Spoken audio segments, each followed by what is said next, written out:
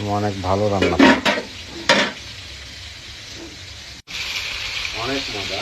তুমি তো এমনি ভালো রান্না করো, মাটির চুলাতে বাড়ি এনে আমার শুধু রান্না বাড়া করাচ্ছ আর কাজ করাচ্ছ। বাড়িতে আস্তে আস্তে করো। মা অসুস্থ আছে। কি কি দিলে এটার ভিতরে?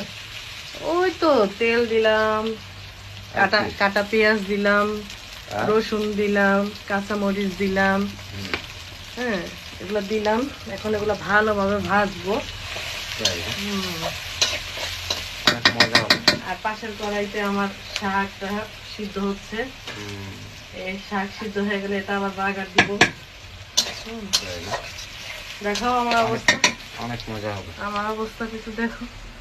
তোমার অবস্থা তো ভেরি টায়ার্ড। ভেরি টায়ার্ড বললো না, আর আমার অবস্থা ঠিক আছে, ভালোই। আমার শুধু একটা সমস্যা, প্রচুর গরম। গরম আসলে অসহ্যকর গরম, গরমটা যেটা বেশ গরম সহ্য হচ্ছে। করার মতো না। ঠিক আছে, গরমটা অনেক সহ্য গরম, অনেক করার মতো। অসহ্যকর গরম। কি আর করা, এখন একটু কষ্ট করো। আমার শাশুড়ির শরীর ভালো না, সবসময় আমার শাশুড়ি রান্না করে আমাদেরকে খাওয়ায় আসে। ঠিক আছে, এবার আমার শাশুড়ির শরীর খুবই খারাপ। তো এই অবস্থায় আমি কখনোই একজন ভালো বউ হিসাবে পারছি না তাকে রান্না করা।